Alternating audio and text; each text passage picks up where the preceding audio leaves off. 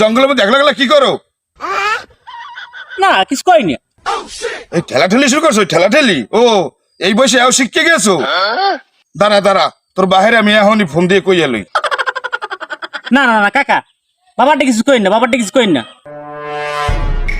Hello, এ কালির দা, পোলা খান বানাইছো ভাই, হাজার বাসা পোলা বানাইছো। হ্যাঁ लेकिन ये साला कर क्या रहा है यहाँ पे? তোমার পোলা কি করে? না না ভাই, তোমার পোলা তো হীরের টুকরা ভাই, হীরের টুকরা।